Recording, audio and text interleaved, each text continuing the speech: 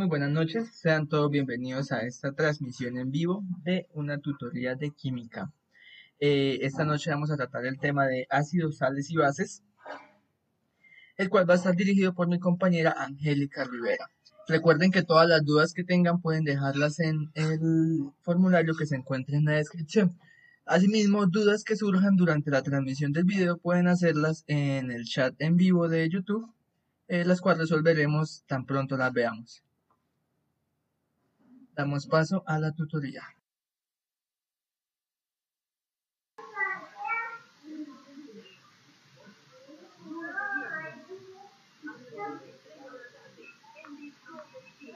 Empezamos. ¿Por qué ácidos, bases y sales? Bueno, primeramente, este es el contenido o lo que pretendo abarcar en toda la tutoría de hoy, en todo el en vivo de hoy. Reacciones ácido-base, según la teoría de Arrhenius, de Bronsted y Lowry, la disolución en agua, el concepto de pH, la fuerza de los ácidos, la fuerza de las bases, ácidos polipróticos, volumetrías de ácido-base, o sea, indicadores base, disoluciones reguladoras o tapón, efecto de ion común e hidrólisis de sales. Espero poder alcanzar a abarcar. Esta es la bibliografía. Es muy bueno tener en cuenta las bases de donde uno saca tanto la teoría como los problemas, pues debido a que si no entienden algo que de pronto yo haya dicho o no les queda muy claro, entonces me lo pueden hacer saber.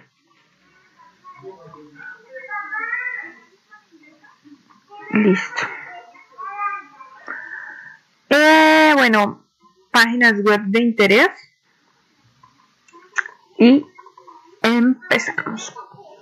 ¿Qué son ácidos en la naturaleza? O cómo normalmente los conocemos nosotros. Por el sentido del sabor, de nuestra lengua. Tienen un sabor agrio. El sabor ácido de muchos productos está asociado a la presencia de los ácidos. En el vinagre, el ácido acético; en el limón, el ácido cítrico; en el pescado, los ácidos grasos como las omegas 3; en el aceite, el ácido oleólico; y en vitaminas tales como el ácido fólico, representada por B9, ácido cítrico, representada por C. Comúnmente yo creo que ese es el ácido que más conocemos, que es la vitamina C, o el ácido retinoico, representado por la vitamina A. Es importante también el ácido desoxirribonucleico y el ácido ribonucleico, que son las bases nitrogenadas de nuestro ADN. Digámoslo así, que los ácidos están presentes literalmente en toda la naturaleza, tanto humana como vegetal como animal. Entonces, eso conlleva a que sean importantes para nosotros y para nuestras, ¿cómo decirlo? Para lo que en realidad necesitamos. Necesitamos conocer tanto teoría, necesitamos conocer el comportamiento, necesitamos conocer todo sobre ellos, porque son una base muy fuerte, por así decirlo, en nuestra naturaleza. Ácidos corrosivos, como el ácido clorhídrico. El ácido clorhídrico está presente en nuestro estómago. El ácido fórmico en las hormigas rojas. Aquí tenemos una imagen de ese tipo de hormigas que reaccionan con los metales liberando hidrógeno diatómico.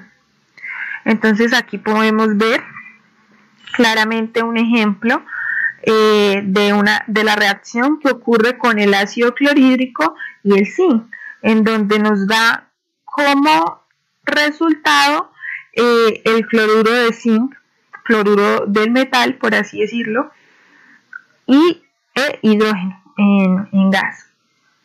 También reaccionan con los carbonos o los bicarbonatos, liberando CO2. Entonces son reacciones, digámoslo así, como de combustión en este caso. en donde liberan CO2, agua y el cloruro de calcio, ¿sí? Importante mirar qué es lo que pasa o qué ocasionan también en los pigmentos vegetales. Entonces ellos hacen que cambie de color. Por ejemplo, de papel tornasol azul se puede colorear a rosado, el anaranjado de metilo a anaranjado rojo, y deja incolora la fenolftaleína. Entonces eso pasa, o eso es lo que hace que lo que hacen nuestros ácidos. A ver, seguimos. Ay, ¿qué pasó? Problemas técnicos. Ahora vamos a hablar un poquito de las bases en la naturaleza. Me gustaría revisar en esta otra presentación si podemos ahondar un poquito más en el tema, en esa pequeña introducción, porque quiero que les quede bastante claro. Bueno, en Roma vamos a hablar un poquito de la historia, o mejor, terminamos acá introduciendo las bases en la naturaleza y nos vamos un poquito a hablar de historia. Es importante conocerla, sobre todo que en nuestros talleres o parciales de Química 2 pueden llegar a preguntar pueden llegar a hacer ese tipo de preguntas. Entonces, las bases en la naturaleza tienen un sabor amargo. Amargo es diferente a agrio, eso deben diferenciarlo. Tienen un tacto jabonoso, contrarrestan o neutralizan a los ácidos. Básicamente conocemos esas reacciones de neutralización cuando se junta un ácido con una base. Ocasionan cambios de color en pigmentos vegetales. Entonces pasa lo mismo que los ácidos. Ellos hacen que los pigmentos cambien de color. Pero en este caso el papel tornasol rosado pasa a azul. El anaranjado de metilo pasa a rojo a anaranjado. Y deja rosa la fenolftaleína. El jabón es un compuesto base. Ciertas bases son fuertemente exotérmicas con agua, que es decir, exotérmicas. Voy aquí. Cuando me dice fuertemente exotérmicas con agua, quiere decir que liberan energía en una reacción de solución con agua. Entonces eso es importante. Después de aquí vamos a irnos un poquito a hablar de la historia. Quiero pues hablarles un poquito de eso porque sé y tengo claro que es importante hablar de la historia de los ácidos y de las bases. Pero primero quiero mirar si tienen alguna pregunta o al respecto. Listo, seguimos. En la evolución de la historia, tanto los romanos como los árabes, digámoslo así, descubrieron este tipo de sustancias. Le llamaron ácidos a los ácidos debido al vinagre. Y los árabes, alquili a las cenizas de plantas, que en este caso se referirían a las bases. Los árabes también conocieron la sal por medio del cloruro de sodio. Una extensión en el siglo XVII del concepto de base se dio pues en ese siglo, y ya el concepto de la reacción de neutralización de ácido base se dio pues también en ese mismo siglo, en donde ya se pudieron dar cuenta que esa reacción nos daba como resultado una sal.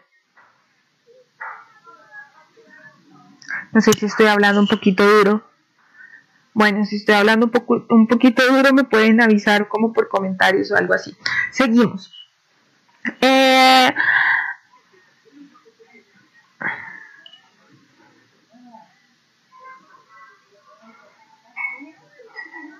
Bueno, queremos, digamos que o lo que quiero es que entiendan un poquito más el concepto de ácido-base, que la teoría ácido-base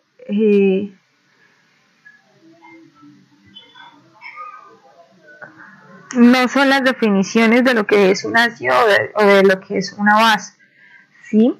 Lo primero que debemos mirar es que hay diferencias entre ellos dos y que es la mejor manera o la manera correcta para no tener inconvenientes, y es definir los conceptos. Ácido y base son compatibles entre sí. En realidad, lo que queremos o lo que se quiere llegar con este tema es ver el paralelismo que hay entre los dos, y pues seamos capaces de, por medio de ese énfasis, llegar a una definición más general, pero más fácil. Bueno, es importante recalcar que esas definiciones surgen de una respuesta a la evolución de la teoría química de la antigüedad. Vamos a mirar. Entonces, hay definiciones iónicas y electrónicas. Las iónicas se caracterizan por la interacción en términos de la electrostática de los reactivos, y las electrónicas se caracterizan por la interacción en términos de la redistribución de los electrones de valencia en los reactivos. En el caso de las iónicas se considera ácido o base, y se considera que los ácidos o las bases son fuertes y sumideros de iones. En el caso de las definiciones electrónicas se les considera como fuentes y sumideros de densidad electrónica.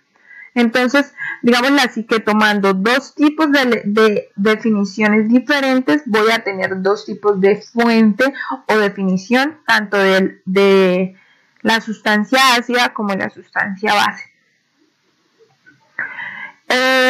Importante, en el sistema definido depende del disolvente en el que ocurra la reacción, se le conocerá como dependiente del disolvente.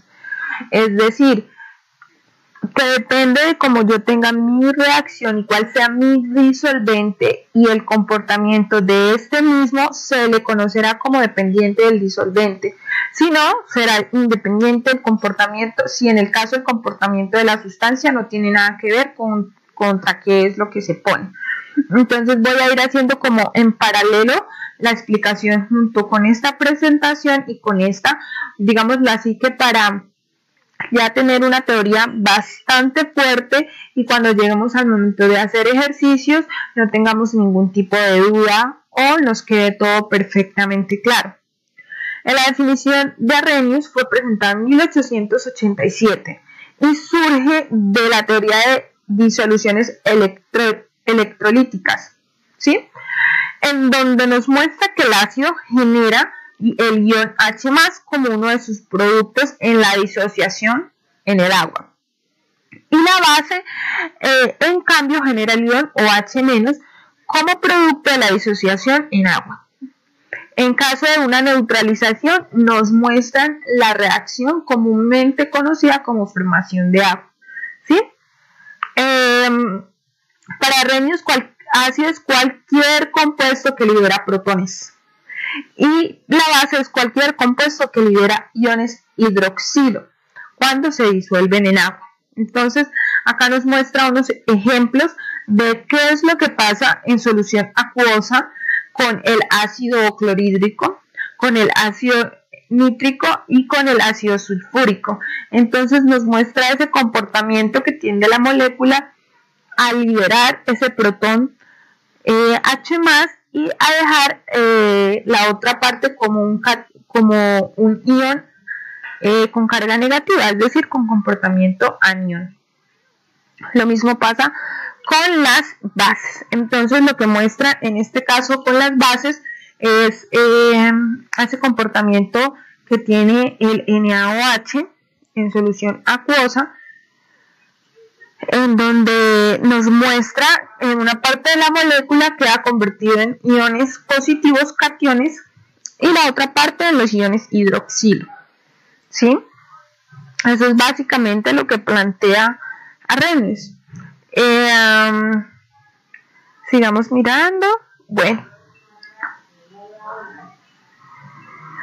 es importante que lo que él define en esta propuesta o en esta teoría, y es que es únicamente aplicable a sistemas cuyo disolvente es el agua.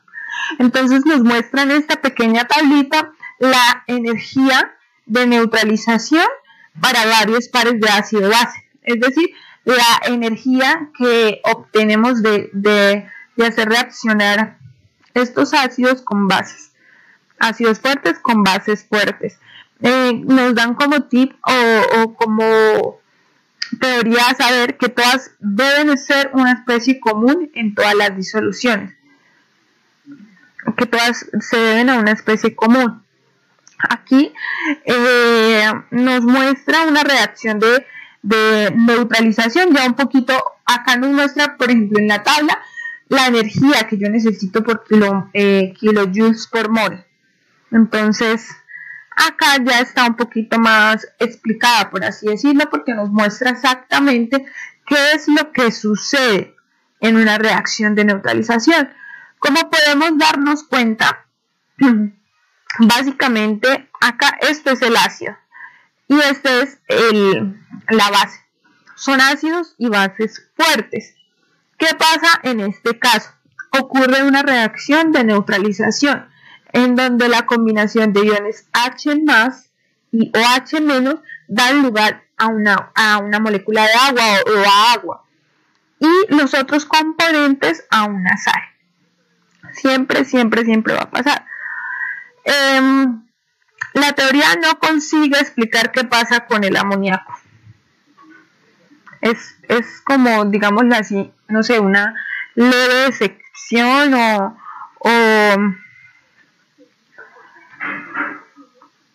digamos lo que en el amoníaco en disolución acuosa aparece de esta manera.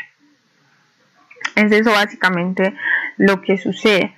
Entonces, en agua, al disociarlo con agua, queda formando esta molécula y después se disocia para aparecer el OH y la especie de ácido. Solo sirve para disoluciones acuosas, acuérdense, o esta teoría es solo para ese tipo de disoluciones. Me bajé un poquito, vamos, seguimos acá. Vamos bajando en la medida que vamos adelantando temita. Bueno,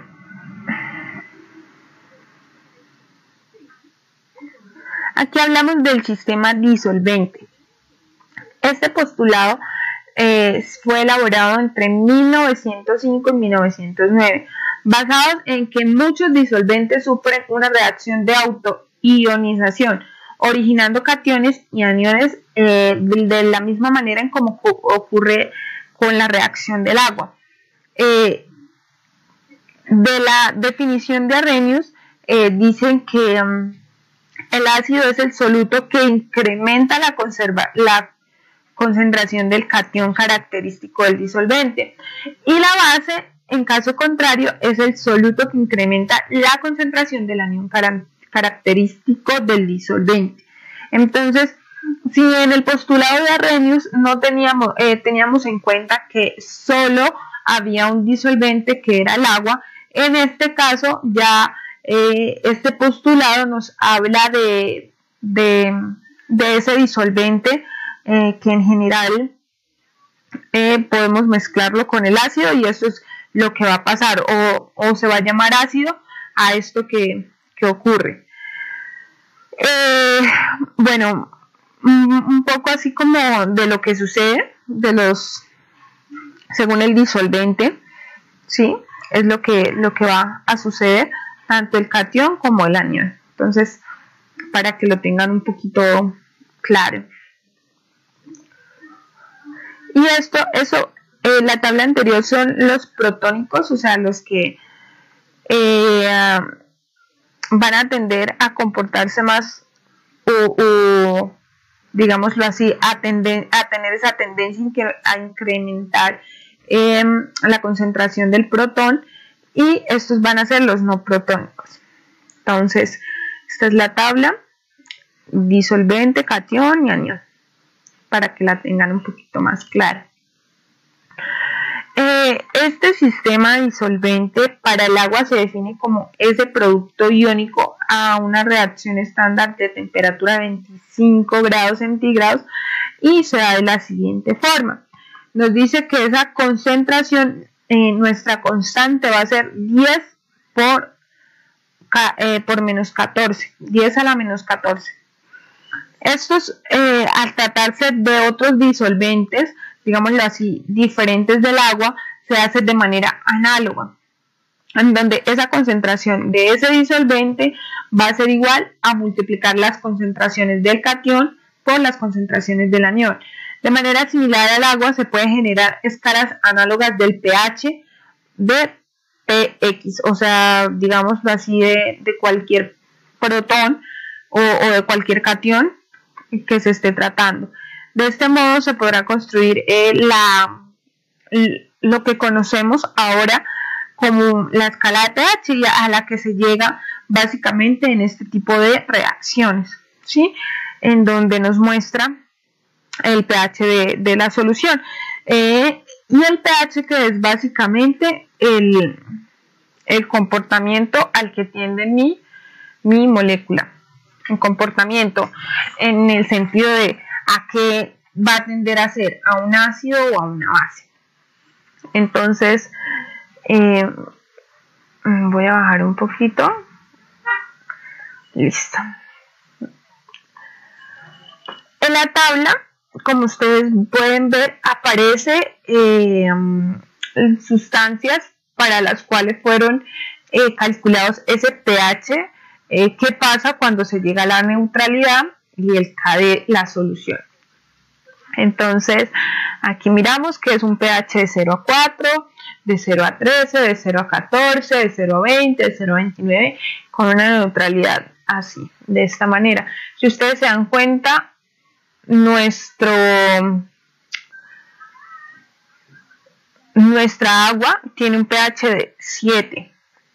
El ácido sulfúrico en su disociación tiene un pH de 2, o sea, es bastante ácido, así como el amoníaco en su neutralidad, cuando se disocia, tiene un pH bastante básico. Entonces, existen disolventes que se comportan como ácidos y como bases, eso dependiendo de la sustancia con la que estén en contacto. Se puede medir la fuerza del ácido base de cualquier sustancia, empleado técnicas a las que se usaron similarmente con el agua. Existe un límite en el cual se puede medir la fuerza de ácido o base de una sustancia, y eso dependerá del disolvente en cuestión. Un ácido débil con agua se puede comportar como un ácido fuerte en un disolvente más básico que el agua, es decir, más fuerte que el agua. Y pues se podrá encontrar totalmente disociado en dicho disolvente, es decir, cuando no está en contacto con el agua. Ese fenómeno se le llama o se le conoce como efecto nivelador, y es la tendencia de esas sustancias. Entonces, cualquier ácido más fuerte al ion H3+ cede un protón al agua para formar ese ion. Es importantísimo tenerlo en cuenta. Ningún ácido más fuerte que el agua permanecerá sin ionizarse en HO2. Es posible ver un ejemplo en el bromuro de hidrógeno, que es más o menos fuerte que el dioduro de hidrógeno, pero ambos se disocian totalmente en el agua, y esto se debe al efecto nivelador que ya dije anteriormente. Sin lugar a dudas, se coge o se toma como ejemplo el agua como disolvente más más ácidos, se toma como disolvente en contacto con más ácidos que él, tanto para el bromuro de hidrógeno como para el yoduro de hidrógeno, y se comportan como ácidos débiles. Acá podemos ver un ejemplo del comportamiento de las bases. Las bases fuertes, más fuertes que el OH, se protonan completamente con el agua y las fuerzas de las mismas es indistinguible. Entonces, esto es lo que realmente pasa.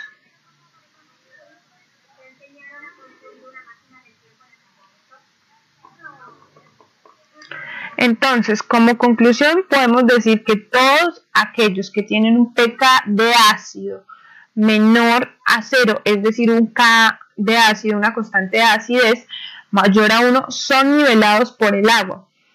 Y las bases conjugadas de esos ácidos con pKa mayor a 14 también lo son. Ahora, con respecto a los sistemas que tengan un pK comprendido entre 0 a 14, pueden existir en ese disolvente. Y se puede observar que en el intervalo corresponde al pKw, que es, digamos, que la constante de formación del agua, y la que vimos anteriormente por la reacción que se daba, digámoslo así, que de neutralización. Es un poquito de lo que se va a ver en el sistema del disolvente. El efecto nivelador se comprende muy naturalmente desde este punto de vista. Todos los ácidos más fuertes que el anión característico del disolvente se nivelarán, así a este caso como por ejemplo con el agua. Lo que pasa es que el agua, según es una sustancia que se comporta según con la molécula de la sustancia con la que esté expuesta. Entonces hay que tenerlo en cuenta.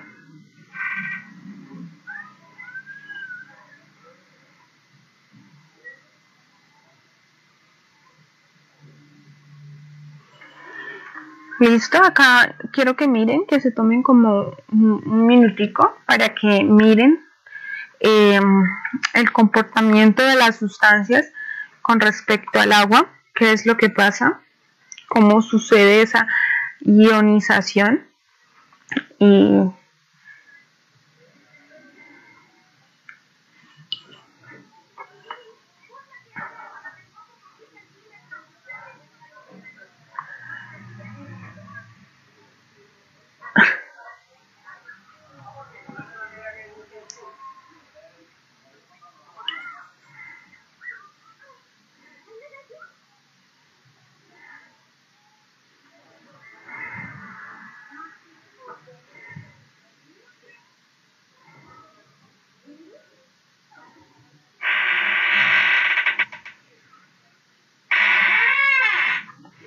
bueno, voy a hablarles de otro concepto que nos va a dejar un poquito más claro qué es lo que pasa con estas reacciones donde llamamos sistema del disolvente, donde el agua, digámoslo así, que se comporta de cierta manera dependiendo de la sustancia con la que esté en contacto.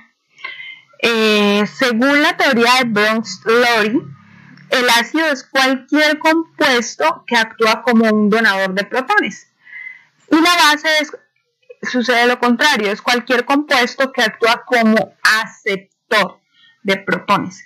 Entonces miramos la reacción que se da con el ácido clorhídrico y el agua. En este caso, si ustedes se dan cuenta, el ácido clorhídrico es un ácido fuerte y está en contacto con el agua. El agua, como está en contacto con un ácido, ella va a tender a comportarse como una base. Entonces, aquí tenemos nuestro ácido conjugado y nuestra base conjugada, por así decirlo, en donde, si ustedes se dan cuenta, esta agua acepta su protón, ¿sí? Y se comporta, pues digámoslo así, esta base acepta ese protón que dona el ácido, por lo cual quedan convertidos en ácido conjugado y en base conjugada, el ion hidronio.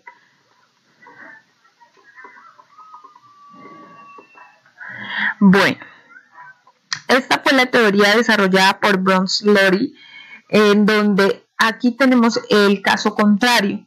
Si arriba mirábamos, el agua se estaba teniendo un comportamiento de base, en este caso el agua se comporta como un ácido. Bueno, entonces, ¿qué es lo que pasa? En este caso, mi amoníaco es el que acepta mi protón y queda convertido en amonio. Y el OH es esa base conjugada que quedó de mi ácido, de mi agua, por así decirlo. Entonces, ¿a qué se refieren esos conceptos de ácido y base conjugada? Cuando yo hablo de ese tipo de conceptos, a lo que me refiero cuando digo ácido conjugado es cuando la base gana un H más y me da lugar a ese tipo de sustancia, ácido conjugado. En cuanto a la base es cuando el ácido libera ese H más y da lugar a esa sustancia. A eso le llamamos par conjugado de ácido base.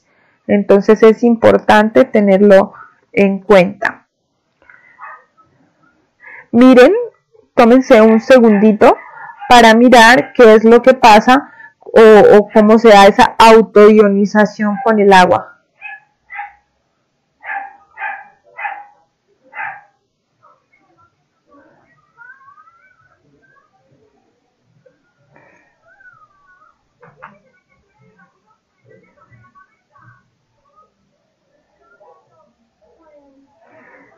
Listo.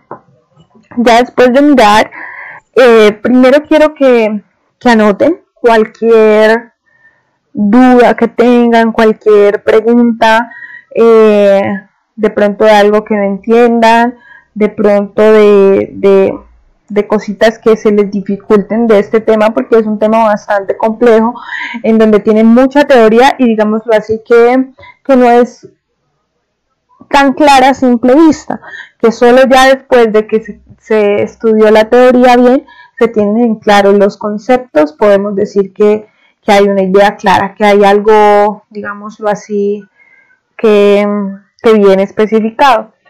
Entonces, seguimos. Recuerden, cualquier duda, cualquier pregunta del tema, lo pueden hacer llegar a los comentarios de Facebook o a los comentarios del en vivo y yo voy a estar súper pendiente. Importante, en la teoría desarrollada por Bronsted-Lowry, el agua es capaz de actuar como una base cuando acepta el H+ de un ácido o es capaz de actuar como un ácido cuando dona un H+ a esa base. Entonces eso es lo que pasa con la autoionización del agua, ¿sí? Acá lo que tenemos son dos moléculas del agua y pues podemos mirar ese comportamiento de base ácido que tiene el agua cuando gana un H+ y cuando cede un H+. Entonces es como se comporta. Por un lado tenemos el ion hidronio y por otro lado tenemos el hidroxi. Entonces es listo. Acá en este concepto tenemos algo de lo que ya había explicado, que es ese efecto nivelador, y vamos como a hablar un poquito de lo que ya dije en este caso. Está un poco más ilustrado, entonces creo así que se va a entender un poquito más de lo que se está hablando. Bueno, ustedes saben que para cualquier reacción yo debo tener o sucede un momento donde hay un equilibrio, ¿sí? Entonces, ¿qué pasa? En este caso, todo lo que llamamos nosotros la reacción de autoionización, digámoslo así, que va a ser general para tomarlo en cuenta con las demás reacciones. Es decir, toman como un punto de partida lo que sucede con esa autoionización del agua, para así, digámoslo, llevarla a escala de otro tipo de reacciones en donde tienen el mismo comportamiento. Entonces miramos que la constante de equilibrio del agua es de la siguiente manera. Si miramos, entonces, en la parte de abajo tenemos los reactivos elevados o multiplicados. En este caso es el mismo reactivo, agua, entonces simplemente su multiplicación lleva a que esté elevado al cuadrado, ¿listo? En el caso de los productos tenemos el hidrónio y el hidroxi, entonces van en la parte de arriba. Esto se cumple para todas las reacciones que tengamos, ¿sí? Entonces hay que tenerlo en cuenta. Y esto es lo que pasa, digámoslo así, que esta constante de equilibrio de disociación queda multiplicada por la concentración del agua y se me convierte o queda convertida en la constante para el agua, en donde por medio de un producto iónico del agua nos da la concentración o la constante de ese producto iónico a una temperatura determinada. Es eso básicamente. Y podemos, digámoslo así, que llevarlo a esta expresión un poco más simple, un poco más simplificada. Importante, este experimento se llevó a cabo en condiciones estándares, fue agua pura a 25 grados centígrados y dio un resultado que esas concentraciones en molares daban 10 elevado a la 7. ¿Sí? Si tenemos o si hay una multiplicación de ellas, me va a dar que esa constante va a ser 10 elevado a la menos 14. Entonces, en cualquier disolución acuosa a 25 grados centígrados se cumple que la constante de disociación del agua es igual a 10 a la menos 14. Importante. Otra cosita. Si la disolución, como podemos ver aquí, o como lo ilustro, ya vamos a hablar de algo llamado pH. Entonces, ¿qué es lo que pasa? Si esas concentraciones son iguales, hay una disolución neutra, como lo pueden ver aquí en esta parte de la imagen, ¿cierto? Pero ¿qué pasa? Si la concentración de hidroxis es mayor a la de los hidróneos, entonces la solución se va a comportar de manera básica. Si sucede el caso contrario, en donde mi protón o mi hidróneo va a ser mayor su concentración al hidroxi, la disolución va a tener un comportamiento ácido.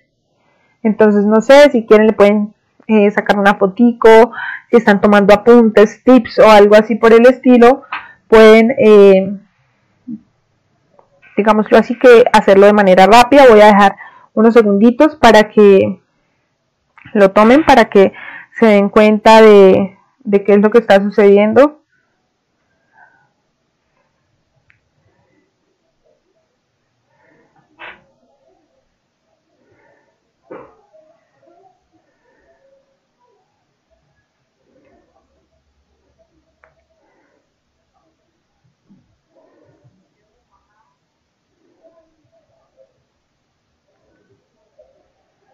Bueno, seguimos. Hay un pequeño ejercicio, me gustaría que lo miraran, que lo tomaran en cuenta. Pero pues lo primero que quiero que hagan es que lo analicen, ¿sí? Que analicen qué nos piden, qué tenemos, qué nos dan. Entonces, eso es lo más importante a la hora de que nos den este tipo de ejercicios, ¿verdad? Porque el análisis de ellos llevará a una resolución acertada del problema. Entonces, esto es un ejemplo. Dice, ¿cuál es la concentración de iones OH- en una disolución de cloruro de hidrógeno o ácido clorhídrico cuya concentración de H+, de iones H+, es de 1.3 molar? Entonces, ¿qué sabemos? Primero que nuestra constante de disociación del agua es 1 por 10 a la menos 14. O sea, es igual. ¿Qué es lo que tenemos? Acá ya tenemos una ecuación y tenemos el valor de ese KW. El ejercicio nos da la concentración de H+ y nos pide la concentración de OH-. Entonces, lo único que hay que hacer matemáticamente, y me parece muy sencillo, es despejar OH- y darnos cuenta que esa disociación, que esa concentración es de 7.7 por 10 a la menos 15 molar. En este caso, ¿cómo se comportaría? ¿Cómo creen ustedes que se comportaría esa reacción? ¿De manera básica o de manera ácida? Entonces, no sé si pueden...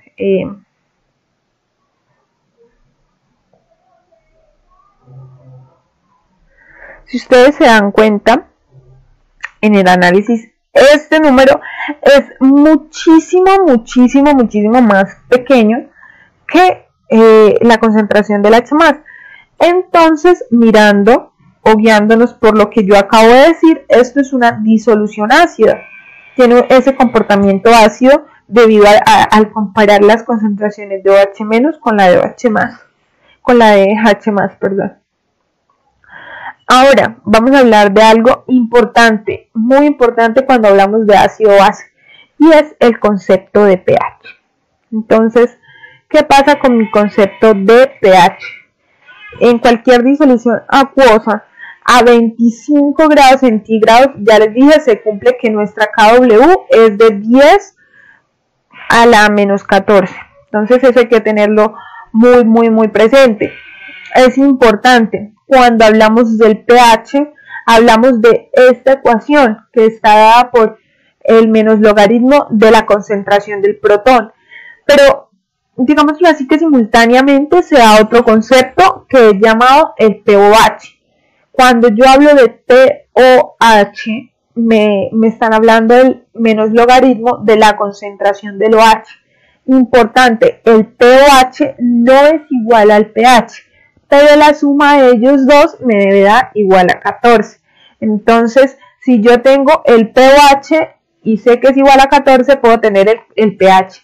Y viceversa, si tengo el pH y sé que es igual a 14 para todas las reacciones, puedo saber que cuánto vale mi pOH. ¿Listo? Entonces, si la concentración es mayor en mi protón o en mi H+ que en mi anión, yo puedo decir que mi pH va de 0 a 6. ¿Sí? Mirándolo de esta manera, tomando un ejemplo de la tabla. ¿Qué pasa con mi disolución? Si es neutra, entonces queda básicamente en la mitad. Cuando el logaritmo es igual a menos 10 a la menos 7, me queda convertido en 7. Una cosita que ustedes deben saber y o aprenderse es que un logaritmo en base 10 de una potencia de 10 me va a dar ese numerito al que está elevado. Es decir, en este caso me da menos 7. Por este menos me va a dar 7. En este caso me va a dar menos 1, ¿sí? Porque esto, llamémoslo así, esto es igual a 1 en esa multiplicación. Y se cumple siempre. Solo si el logaritmo en base 10 está sacándole ese logaritmo a una potencia de 10. Es eso. Por si no les dejan sacar calculadora, no sé. Digámoslo así, no les dejan hacer cálculos de manera, o les piden los cálculos de manera manual. Ustedes pueden tenerlo más claro. Si es otro número, pues ahí sí variará.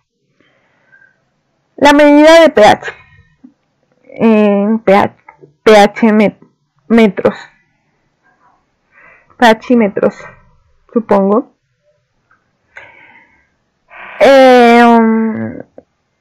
Bueno, es importante, ¿no? Acá nos dan una serie de pHs que debemos tener en cuenta. Empezamos por el pH que se da en las bacterias. Es un ácido de bacterias y es igual a 0, o sea, es sumamente ácido. El ácido sulfúrico tiene un pH de 1. El jugo de limón es bastante ácido. Lo podemos ver con un pH de 2, igual que el vinagre. Y el pH 3 en un jugo de naranja o en una bebida gaseosa. Ahora, ¿qué pasa en el pH igual a 4? Se dan las lluvias ácidas. Un lago ácido puede darse de 4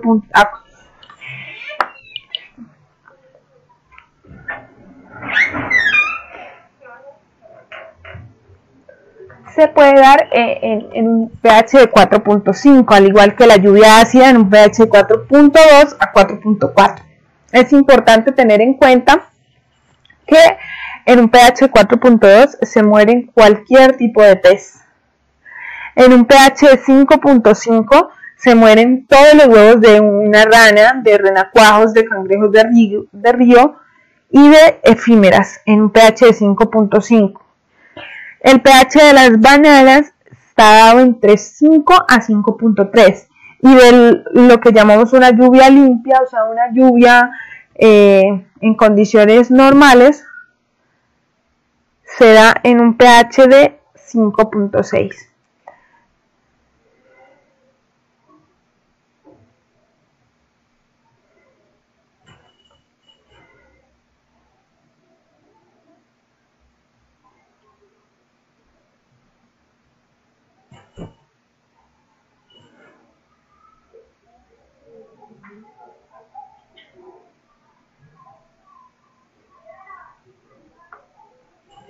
Bueno, tengo un pequeño inconveniente con la conexión del internet. No sé si me estaban escuchando.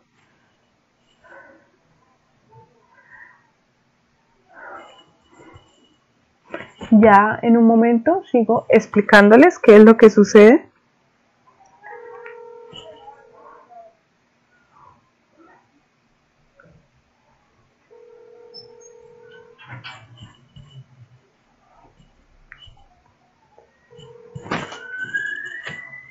Esperen, bajo un poquito el volumen y voy a revisar qué es lo que...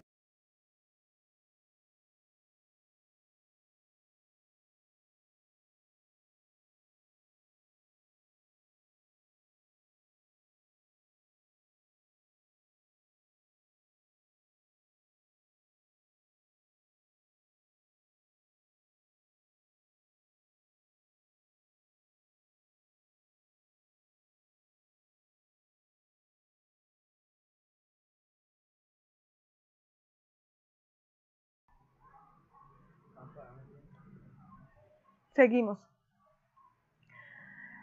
En un pH de 6 es el pH de un lago saludable. Creo que ya logré darle solución a los problemas técnicos que tenía y era un poquito de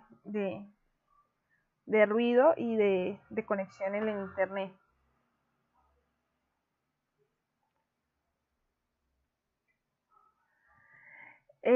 Bueno, importante, en un pH de 6 empiezan a morir las truchas arcoíris.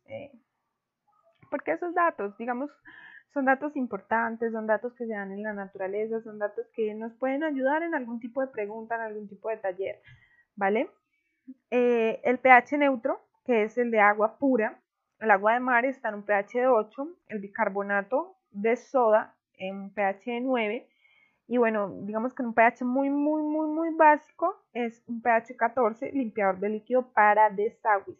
Los blanqueadores tienen un pH de 13. El amoníaco, el agua jabonosa, la leche de magnesia, que normalmente, digamos, así la usamos, y lo mismo el bicarbonato. Entonces, miramos el comportamiento del pH, que se da de esta manera. Bueno, basados en el concepto del pH, esto es un ejemplo, ¿sí? Se da así. Dice, el pH en una disolución es de 4.82, ¿Cuál es la concentración de iones H+ en dicha disolución? Entonces se da de esta manera. Si me pidieran a mí hallar la concentración de iones OH- y me dan el pH, ¿qué puedo hacer? Piénsenlo por unos segundos. ¿Qué harían ustedes si te dan el pH pero te piden la concentración en iones OH- de la disolución?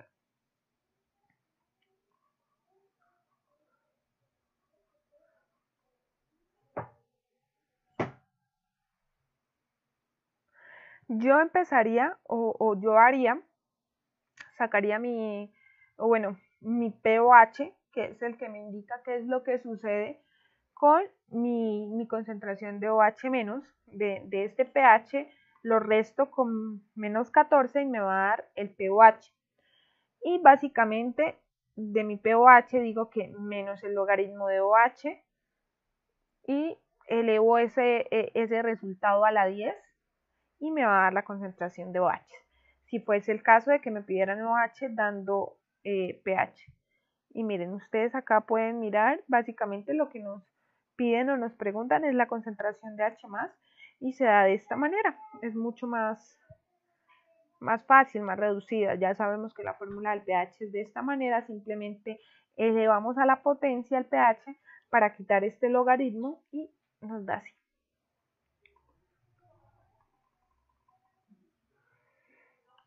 Bueno, vamos a hablar de la fuerza de los ácidos y las bases. Entonces, ¿cuándo puedo decir que es un ácido fuerte o un ácido débil? Un ácido fuerte es un compuesto electrolítico en las disoluciones con agua que permanece completamente disociado, o sea que se disocia completamente, que no hay una disociación parcial, que se divide completamente ese comportamiento entre un protón y un anión. Sí, es básicamente eso. En cambio, en mi ácido débil, ese compuesto se disocia parcialmente, como lo vemos en este caso. Hay, digámoslo así, que una reacción de equilibrio. No es una reacción completamente irreversible, por así llamarlo, o dada hacia los productos, sino que en este caso esas moléculas van a tender a tener un equilibrio donde se juntan, se separan, se juntan, se separan, y es por eso que no se cumple esta igualdad. Entonces es básicamente lo que se da. Acá muestran qué es lo que sucede con la ionización del ácido clorhídrico y el equilibrio. Y de lo que sucede la ionización del ácido clorhídrico y en el equilibrio, ¿qué es lo que pasa? Si ustedes se dan cuenta, en un ácido fuerte, ese equilibrio va a tener la misma concentración de cuando se ionizaron. Entonces, eso es lo que sucede. En el caso contrario de un ácido débil, esa concentración va a estar en una proporción muchísimo menor que en la del ácido fluorhídrico. Ahora, ¿qué se refieren a una base fuerte? Es básicamente lo mismo que el concepto de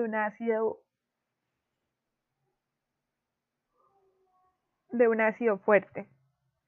Entonces, en el compuesto electrolítico hablamos de disoluciones acuosas que permanecen disociadas completamente. Es decir, que se da la reacción de esta manera, en donde obtengo mi catión y mi anión. Y ahora una base débil se da de la misma manera que un ácido débil.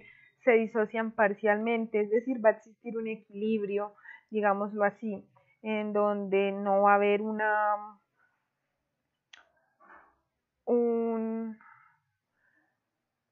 dos especies separadas e irreversiblemente se podrán juntar, sino va a haber ese equilibrio en donde van a convertirse en productos y y reactivos en constante, digámoslo así, contacto. Entonces, quiero que miren esta tablita. Quiero que por favor, si están tomando apuntes, si están tomando notas, puedan sacarle, no sé, una foto, hacer un apunte así súper, hiper, mega rápido o sacar lo más importante de esta tabla. ¿Por qué? Porque para nosotros es indispensable.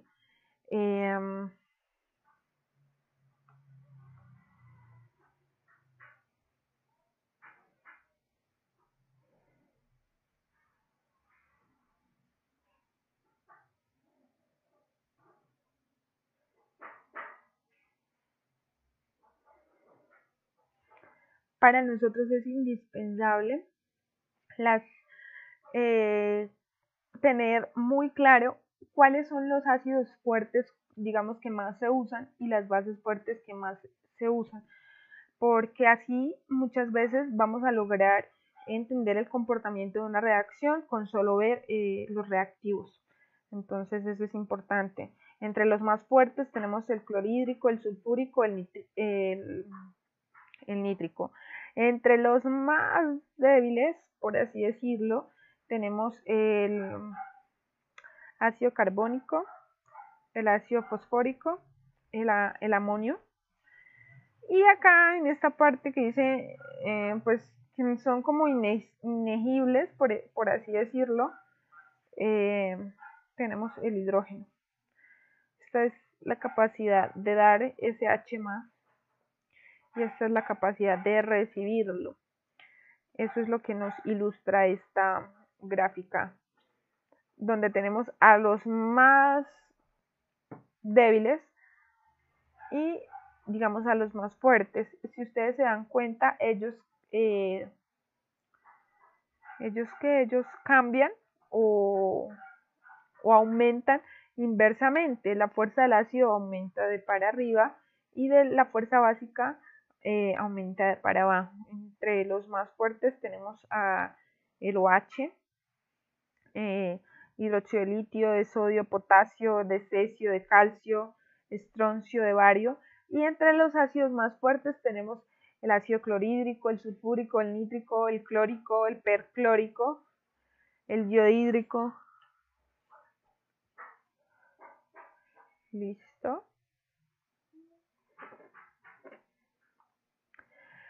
Cuando hablamos de fuerza de los ácidos y las bases, en donde se presenta un equilibrio, en donde digamos que no existe esa igualdad de que la concentración del ácido va a ser igual a la concentración de ese protón o de ese H+, y de donde esa concentración de la base no va a ser igual a la concentración del OH.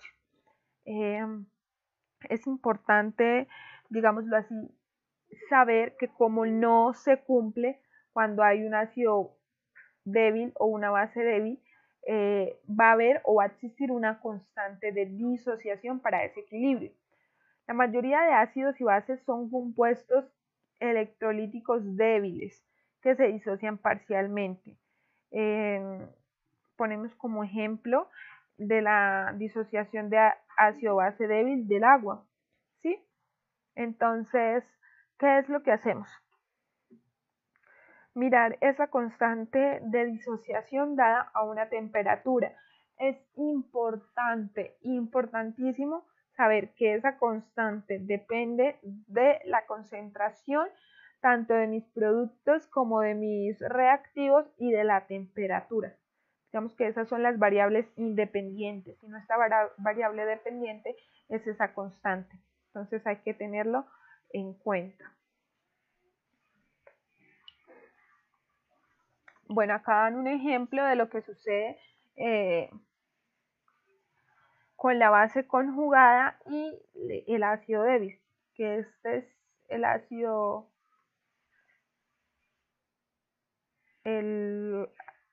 fórmico, si no estoy mal, o el ácido metanoico.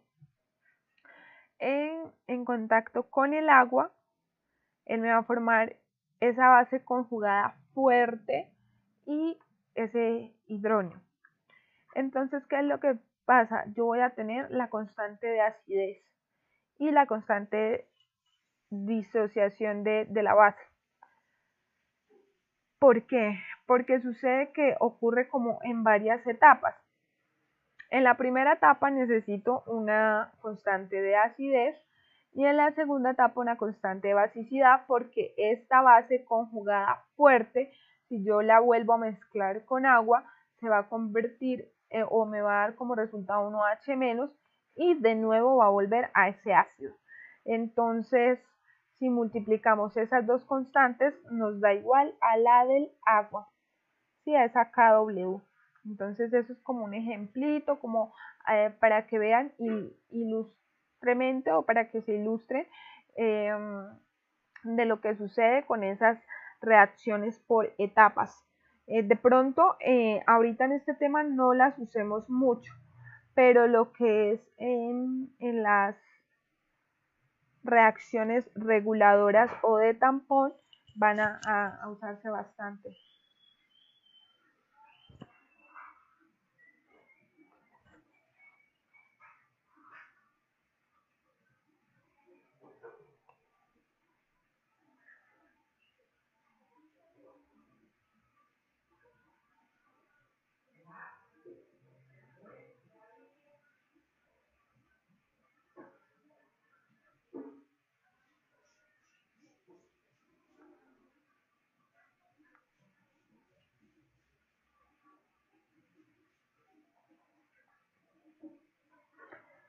Listo, esto es como una tabla de lo que pasa, digamos, de la estructura, de la fórmula, de mi sustancia, del nombre y de la base conjugada que me dan y la constante de acidez y la constante de basicidad. Esto normalmente viene en libros, no es algo que, digámoslo así, tenemos que aprendernos de memoria, esperando así que el profesor cuando nos ponga algún tipo de ejercicio en el parcial nos la haga saber, o si es un taller, saben que lo pueden conseguir en los libros, que no es algo que se deba aprender así de memoria, pero que es muy importante, ¿sí? Para que lo tengan en cuenta. Bueno, siguiendo con el mismo tema de la fuerza de los ácidos y las bases, la fuerza se puede medir mediante un porcentaje de ionización, ¿sí? Entonces, ¿qué tanto se disocia, por así decirlo? Entonces, ese porcentaje de disociación va a estar dado por la concentración del ácido o de la base en equilibrio sobre la concentración inicial del ácido. Acá podemos ver ese porcentaje de ionización, cómo se da en un ácido fuerte, constante, digámoslo así, en línea recta. Pero esa concentración va a disminuir en cuanto a un ácido débil, va a ir disminuyendo ese porcentaje de disociación, ¿sí? Va a tender como a cero, por lo que podemos ver en esta gráfica. Entonces, como tips o importante tener en cuenta, cuando tengo un K mayor y un porcentaje de ionización es de mayor acidez, o puedo tener un K de menor acidez, un porcentaje de menor acidez. Es decir, a mayor ácido, los ácidos fuertes van a tener un porcentaje de ionización que no varía, y esa K no va a variar. Pero en los débiles, lo que les explicaba, ese porcentaje sí disminuye, pero ese K no varía, esa constante de acidez. Y lo que les decía anteriormente, que esa constante de acidez depende de la temperatura y de la concentración que yo tenga de mis productos y de mis reactivos. Entonces, pueden observar aquí un ejercicio pequeño, un ejemplo pequeño que los ilustra. Quiero que lo entiendan. Les voy a dar unos segunditos para que lo miren, para que observen qué es lo que sucede, y ya en unos segunditos estaré explicándoles. Estoy revisando en el en vivo para ver si tienen alguna pregunta, alguna duda, algo que no hayan entendido, que se les haga difícil. Entonces, quiero que por favor me lo hagan llegar, que hagan llegar todas sus dudas y preguntas que no entiendan.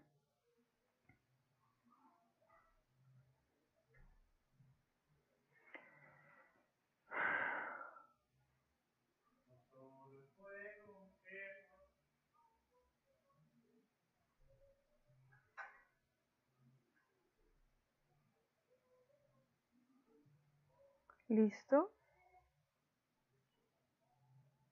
Bueno,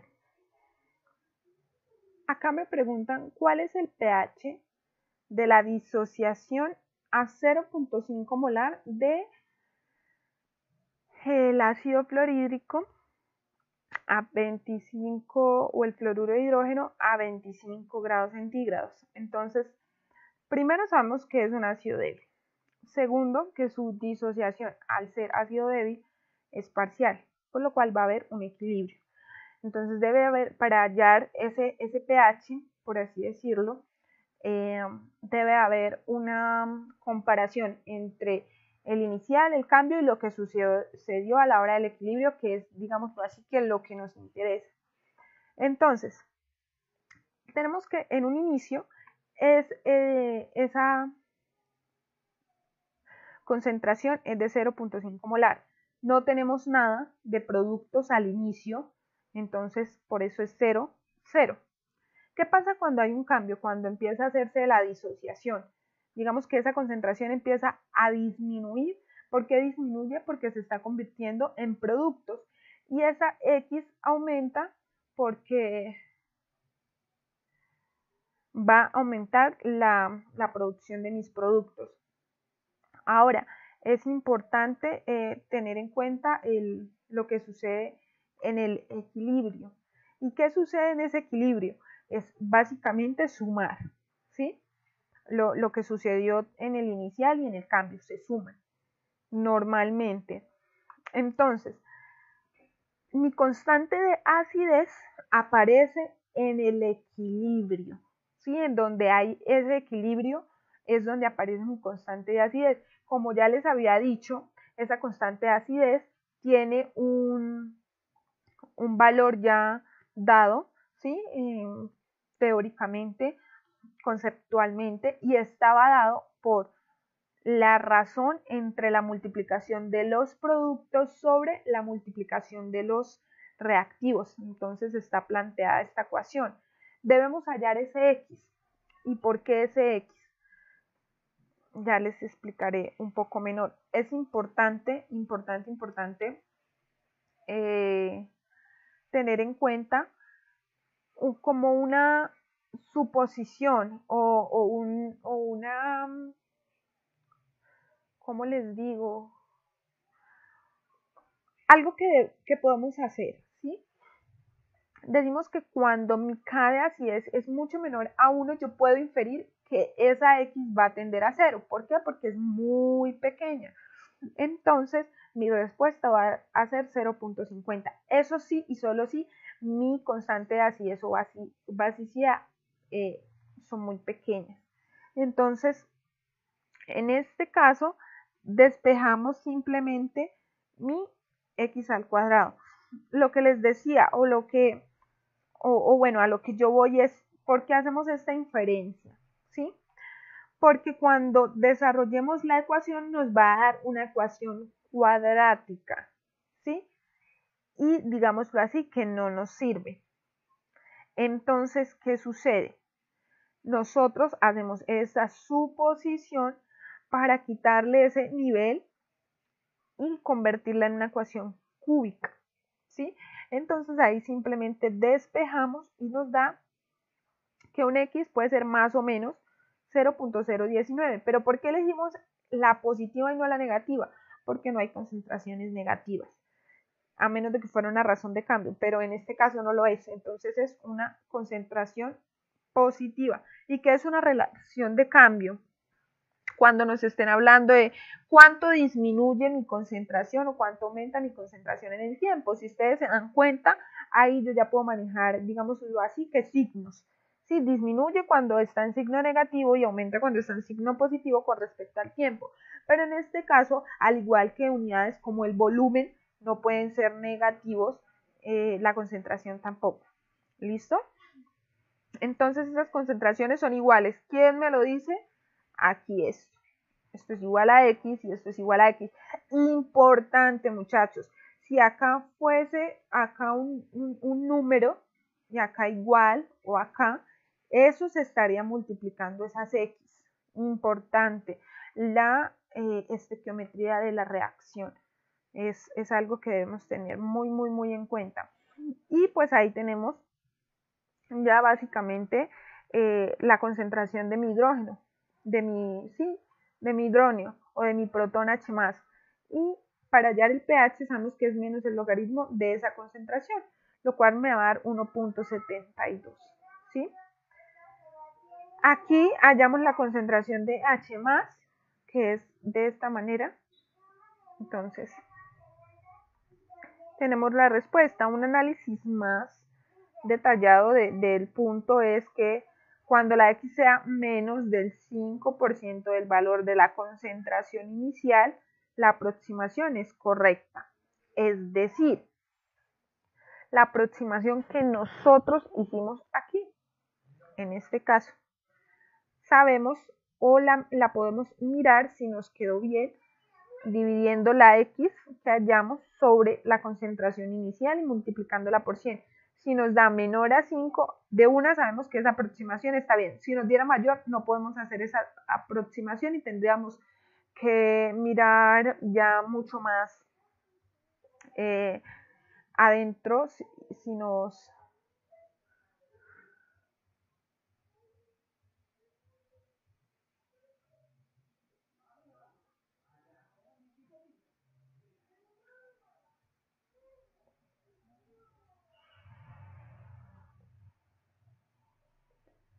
¿Listo? Vamos a hablar de un tema llamado ácidos polipróticos. Entonces,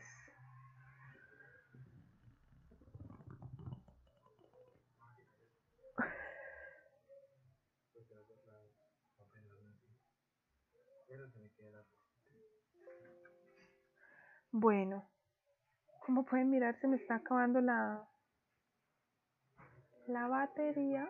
Denme unos segunditos mientras la conecto al enchufe para así tener energía y que no tener ningún tipo de complicación.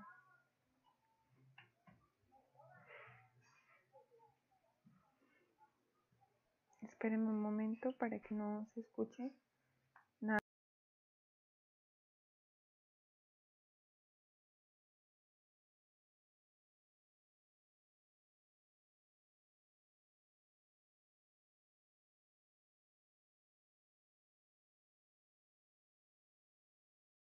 Listo, vamos a subir ya el volumen.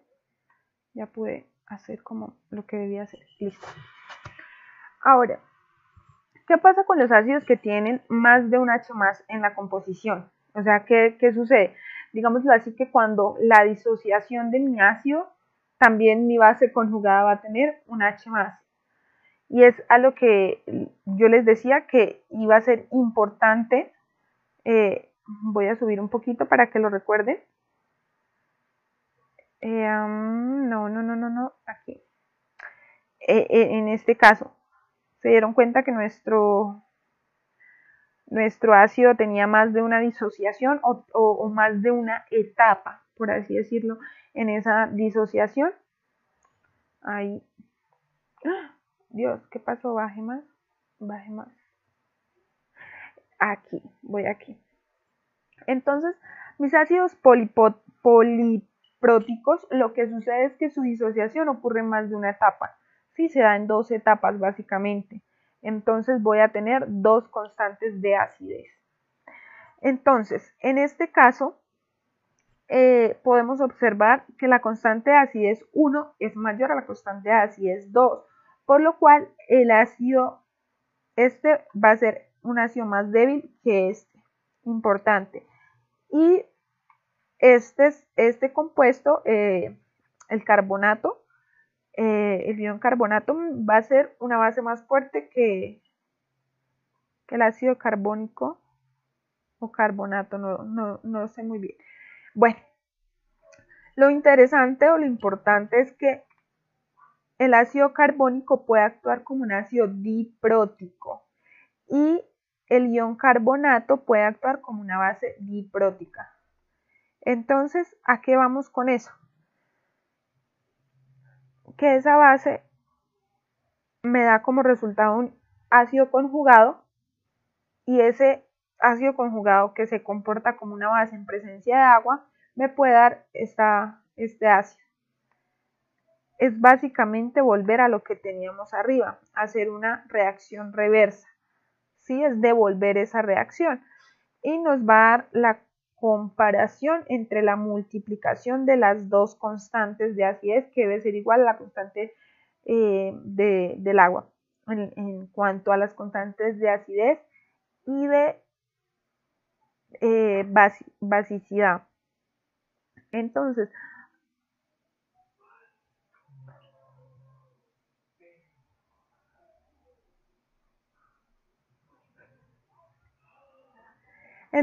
seguimos. Bueno, acá la constante de basicidad la expresan por lo que les dije, los reactivos, los productos sobre los reactivos.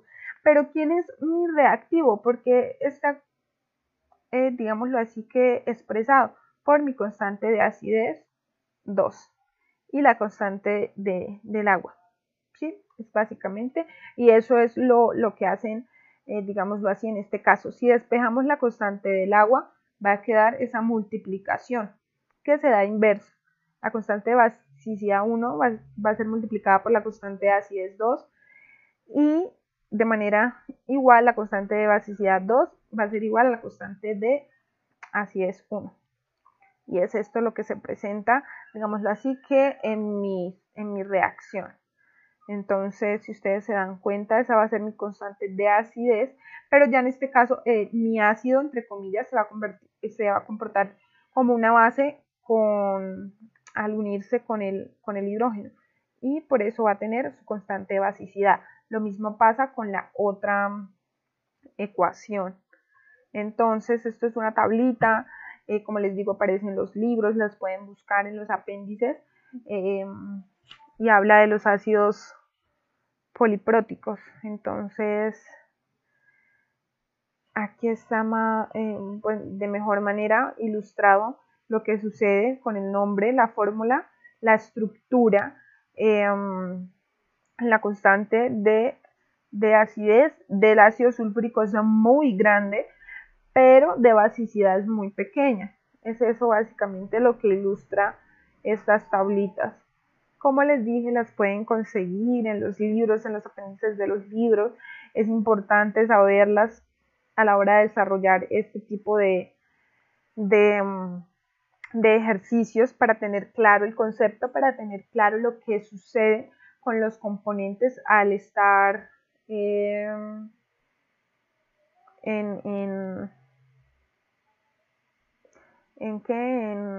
expuestos con cierta sustancia. Listo. Seguimos. Bueno, es importante tener claro conceptos como volumetría de ácido base o indicadores, sobre todo a la hora de hacer laboratorios de química, ¿sí? Entonces, ¿qué es la valoración o volumetría? Consiste en agregar una disolución de concentración conocida, o sea, estándar, de forma gradual sobre otra disolución a la cual no le conocemos esa concentración, que se convertirá en nuestra disolución problema, hasta que esa reacción química entre en dos disoluciones y se complete un punto de equivalencia. Entonces, ¿a qué se refiere ese punto de equivalencia? En donde el ácido me neutraliza la base, ¿sí? La disolución estándar puede ser ácida o básica y la disolución problema puede ser básica o ácida, dependiendo, digámoslo así, que a lo que esté expuesta. Por ejemplo, si si mi solución ácida estándar, si mi solución es ácida y está en estándar, la disolución problema debe ser básica para que suceda ese punto de equivalencia en donde el ácido neutralice la base y viceversa. Entonces es importante. Acá nos muestran un poquito de lo que sucede en este tipo de indicadores o de valoraciones ácido-base. Entonces, ¿qué sucede? El ácido clorhídrico en solución con agua se disocia formando cationes, aniones de cloro y cationes o hidronio, y es expuesta a una disolución de ácido base formando una sal y formando agua. ¿Sí? ¿Por qué? Porque lo que hago es, digámoslo así, disociar nuestra base y mezclarla con la solución que teníamos arriba y nos va a dar básicamente esa reacción de neutralización más agua. Entonces, cosas a tener en cuenta.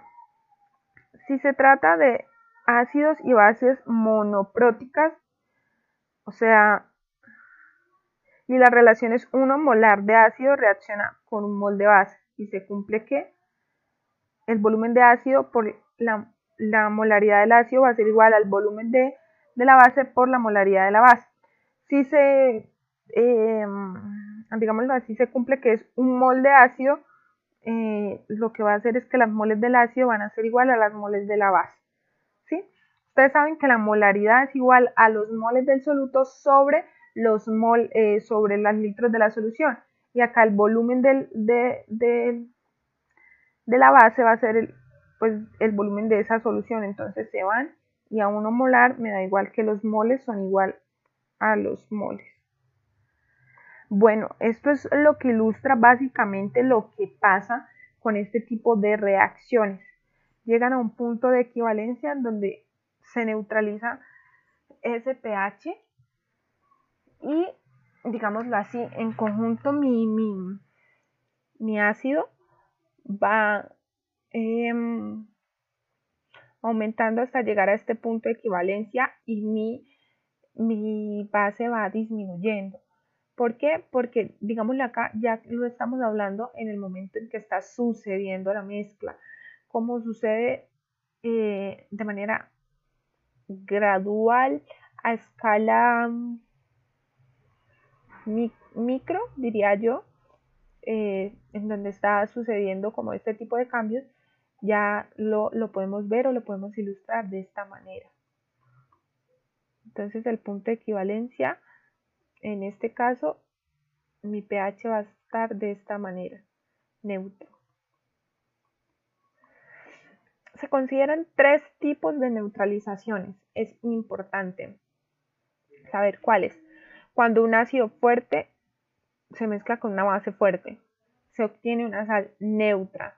Entonces, en este caso es importante saber qué se mezcla con qué para saber el pH con el posible pH con el que queda mi reacción. En este caso, un ácido fuerte con una base fuerte se obtiene esa sal neutra, no va a tener, mi pH no va a tender a ninguno más diferente al neutro, va a ser una sal neutra. Importante el ejemplo, el dióxido de sodio con el ácido clorhídrico. Al mezclarse me dan cloruro de sodio más agua. ¿Listo? Cuando hay un ácido débil y se junta con una base fuerte, entonces se obtiene una sal básica. ¿Por qué? Porque mi pH va a tender a ser básico. Muy poco, por así decirlo, un poquito, no es mucho, pero esa sal va a tender a tener ese pH mayor a 7. En el caso de cuando se junta un ácido fuerte con una base débil, se obtiene una sal ácida. En este caso, el ejemplo del amoníaco más el agua, y en el cual el pH es menor a 7. Entonces, esto es lo que sucede, o el punto de equivalencia, cuando hay una disolución de un ácido fuerte y una base fuerte, llegan a mi pH neutro. Pero ¿qué pasa cuando es un ácido débil y una base fuerte? Ese punto de equivalencia se da antes de llegar a mi neutralidad o a mi pH 7. ¿Sí? Se da un poquito menor. ¿Por qué? Porque la concentración o digámoslo así, porque el compuesto es fuerte, mi base es fuerte. Entonces va a tender a hacer ese arrastre, por así decirlo. Y esto es lo que sucede cuando tengo mi ácido débil con mi base, mi ácido fuerte con mi base débil. Entonces, digámoslo así, que va a tender a tener ese arrastre en el que voy a llegar a mi punto de equivalencia muy por debajo o por debajo del pH neutro, ¿sí? Y es por eso que tienen un pH esas sales. ¿Qué pasó? Bueno, los ácidos dipróticos como estos tienen 2 puntos de equivalencia, ¿sí? Como lo muestran estas figuras. El pH realmente depende en estos puntos de equivalencia a las moléculas con las que estén en contacto. Entonces, ¿qué debemos hacer o qué debemos tener en cuenta? Primero, ¿cómo determinamos ese punto de equivalencia? ¿Sí?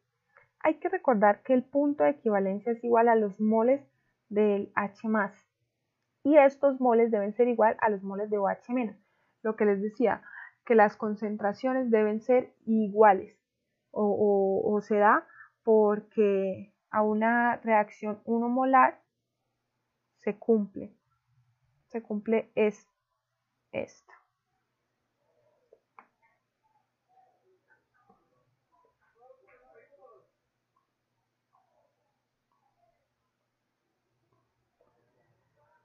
Entonces, los pigmentos naturales cambian de color, en función del pH. Y se puede hacer por medio de un pHímetro, que es lo que me indica o lo que hace es estudiar cuantitativamente la variación del pH a medida que adicionemos o un ácido o una base. En cuanto a si no lo hacemos por un pHímetro, sino por un indicador, vamos a detectarlo cualitativamente. Es decir, en el pHímetro vamos a tener un valor de pH, un número, y en el indicador vamos a tener un cambio, una cualidad, un cambio de color sería en este caso, ¿sí? Que puede detectar ese punto de equivalencia por el cambio de color del indicador. Entonces, ¿cómo determinamos ese punto de equivalencia? En cuanto al indicador, un ácido orgánico o ácido orgánica débil que presentan colores diferentes en sus formas ionizadas y no ionizadas. Ejemplo, en medio ácido presenta un color de HN rojo y en medio básico azul. Y acá miramos los ejemplos o lo que más está presente en la naturaleza. Entonces, ¿qué pasa con el ácido etimol? Con un color ácido, o cuando me da un indicador de ácido, el color debe ser rojo. Para que este sea básico, debe dar un color amarillo. Y si ustedes ven, bueno, la fenolftaleína, cuando está en presencia con un ácido, no tiene color, pero cuando está en presencia de una base es de color rosadito. Es importante, digámoslo así, que estos son indicadores de papel, o sea, es como introducimos en esa sustancia orgánica, está, por así decirlo, empañada en un papel y le agregamos ese indicador de color, sí, o le podemos agregar unas gotas de ácido, unas gotas de una base y nos va a tener a cambiar de color. No sé si en algún punto ustedes han visto programas tales como Alerta Aeropuerto. Ahí lo que vemos cuando se va a mirar si es clorhidrato de cocaína es ese cambio de papel. Sí, ese papelito está impregnado, por así decirlo, con mi indicador de color, y cuando yo aplico la sustancia me da un color si es positivo para clorhidrato de cocaína. Es básicamente lo que se hace con este tipo de sustancias en el laboratorio. Entonces, como ustedes se puedan dar cuenta por el ejemplo que yo les acabo de dar, es bastante importante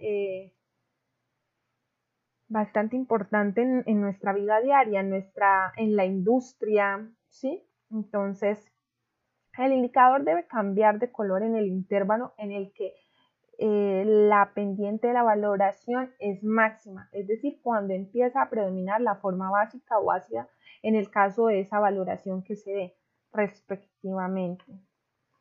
Acá nos muestra un ejemplo bastante ilustrado de lo que sucede. Por ejemplo, en volumen de dióxido de sodio, lo que se muestra es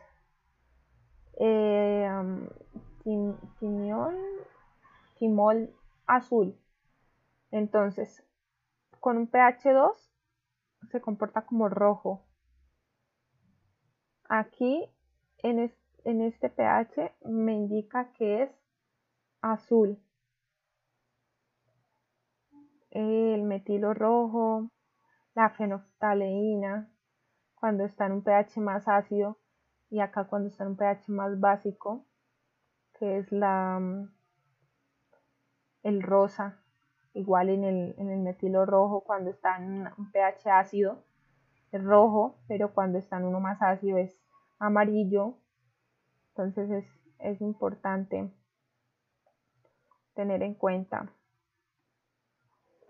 Acá tenemos bueno, esperemos que alcancemos. Quiero que revisemos este ejercicio. Leanlo, les doy unos segunditos, unos pocos segundos para que lo lean, para que lo tengan claro.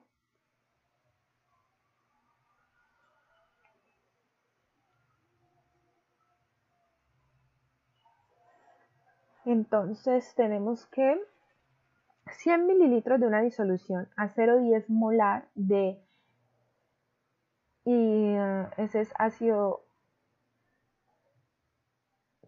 nitroso, son valorados con 100 mililitros de dióxido de sodio a 0,10 molar, y me pide cuál es el pH en el punto de equivalencia. Entonces, lo primero que hay que hacer es hacer la reacción de disociación y mirar qué pasa con las moles iniciales y qué pasa con las moles finales. Ustedes saben, por lo que les acabé de decir, que las moles deben de ser iguales, ¿sí?, en reactivos y productos. Entonces es por eso que se da de esta manera. Y acá sería 0, 0 en el inicial y en el final. Estos moles acá iguales, ¿sí?, en un volumen de 200 mililitros. Entonces, ¿qué hacemos? Hallar la molaridad. Eso es lo que estamos hallando, la molaridad. Acá tenemos un pequeño error. No son 100 mililitros de disolución, sino son 200. Entonces, para que lo tengan en cuenta. Un pequeño errorcito.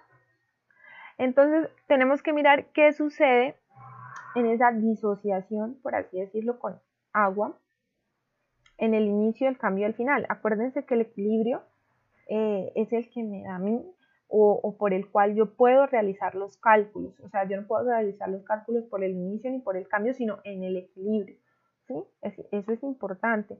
Ahora, miramos que en el inicio, por esta reacción, que esta es la reacción de disociación. En este principio, hacemos esta reacción para que vean que se cumple la ley de que los moles van a ser iguales aquí y acá, ¿sí? Con el volumen hallamos la molaridad. Entonces ya vamos a tener la concentración inicial o la concentración que se da en este caso, en esta reacción de equilibrio. Entonces, ¿qué tenemos?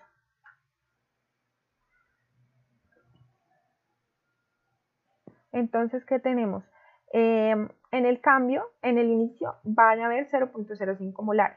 Digámoslo así que no va a haber aquí nada porque no hay productos en el inicio. Ya en el momento en el que empieza a haber la disolución, esta concentración va a empezar a disminuir para que los productos empiecen a formar. Y hacemos básicamente una suma para saber qué pasa con mi equilibrio. En este caso, dejamos ilustrada nuestra constante de basicidad, como ya les había dicho, la multiplicación de los productos sobre la multiplicación de los reactivos. Entonces esto es lo que sucede, ¿sí?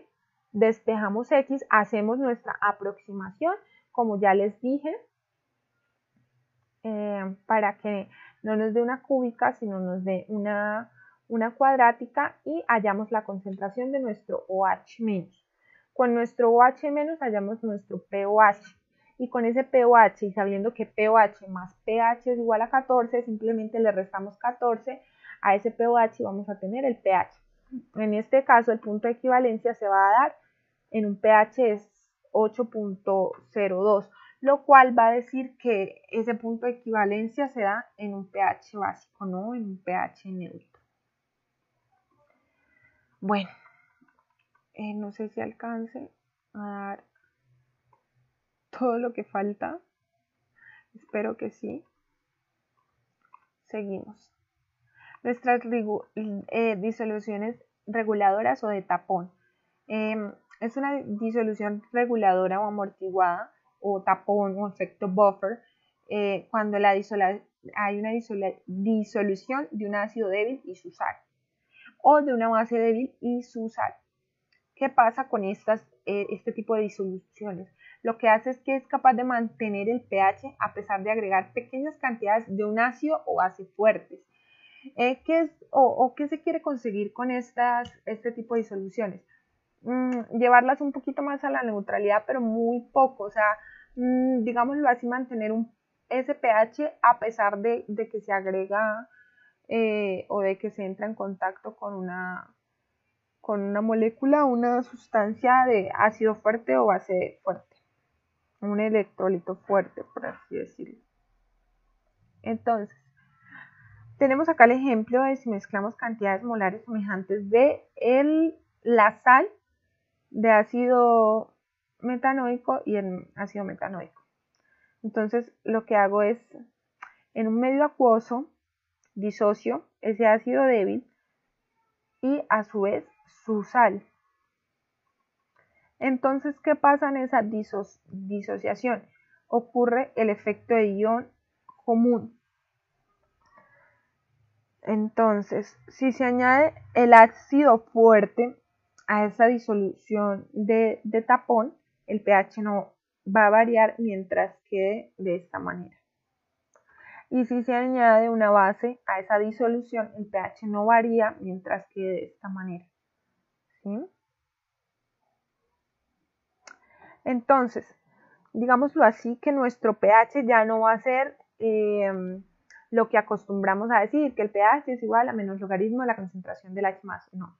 En este caso, nuestro pH va a ser igual al pKa o al pK de la constante de acidez o de basicidad más el logaritmo de la base conjugada sobre la concentración del ácido. Eso es importante tenerlo muy en cuenta. Aquí está, digamos que una breve demostración de lo que sucede realmente matemáticamente, de lo que sucede. Entonces, ¿qué es lo que sucede? Que se dice o dijimos anteriormente que el pH no varía mientras quede, o sea, mientras mi solución tienda a hacerse de esta manera. ¿Sí? De derecha a izquierda. Y el pH en la disolución tapón, cuando se le agrega una base, no varía mientras mi disolución tenga un pH no varía mientras quede de derecha a izquierda también. Entonces, de izquierda a derecha, perdón. Entonces esto es lo que sucede, ¿sí? O de forma general, lo que se da. Si ven que mi solución va a tener no un pH, un comportamiento, ¿sí? A darse o va a tender a darse de esta manera, y si es agregando una base de una manera contraria. Entonces, simplemente es tener en cuenta eso. O sea, mis disoluciones o mis soluciones tapón o efecto buffer es mirar cómo mis reacciones parciales, por así llamarla, cómo se comportan, ¿sí? Mirando así cómo se comportan, yo voy a saber o también por concepto voy a tener en cuenta es que si agrego un ácido va a tener ese comportamiento. Y el pH se saca siempre de la misma manera, base conjugada sobre ácido. Para terminar, vamos a hablar de la hidrólisis de una sal. Es una reacción de un anión o un catión de una sal o de ambos con el agua. Sales que producen disoluciones neutras. La sal de nitrato, que viene el ácido nítrico, y digamos que este viene del dióxido de sodio, donde se disocian de esta manera. Estas son las sales que producen disoluciones básicas. ¿Por qué producen disoluciones básicas? Digámoslo así, porque están en contacto con una base fuerte, o fueron en contacto de una base fuerte y un ácido débil. Es por eso. Y ese ácido débil hace que haya una ecuación, una reacción de equilibrio, por lo cual que exista una constante de acidez. Lo mismo va a pasar con las sales que producen disoluciones ácidas. Van a estar en contacto o fueron formadas en contacto con un ácido fuerte, y digámoslo así, que esa constante de basicidad forma un equilibrio en mi base. Es por eso que forman disociaciones ácidas. Si tanto el anión como el catión se hidrolizan, o sea, sucede esto, va a tener esa tendencia. Y hay que mirar, o sea, si digamos tanto el anión como el catión tienen disociaciones parciales, a eso es a lo que se refiere, yo tengo que comparar mi constante de acidez con mi constante de basicidad, y eso me va a dar un pH. Entonces, para que lo tengan claro, esto es lo que sucede si están tomando apuntes, si están sacándole foto, si están mirando qué es lo que pasa en el video. Les aconsejo que le tomen una foto, la manera general de mirar qué es lo que sucede con esas sales. Y esto es un resumen de todo lo que hablé en el video, de todo lo que dije. Espero pasar por unos segunditos para que ustedes puedan sacarle foto, para que ustedes puedan mirarlo mejor. Esta es otra parte del resumen.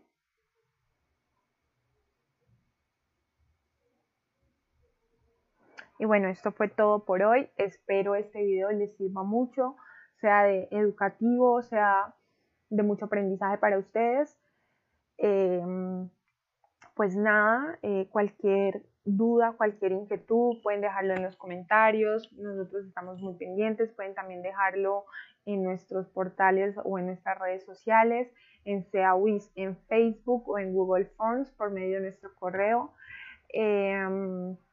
Espero les haya servido mucho. No se desconecten, porque ya viene mi compañero a terminar de solucionar las dudas o las inquietudes que tengan. También viene con nuevos temas a explicarles, y espero que les haya servido mucho.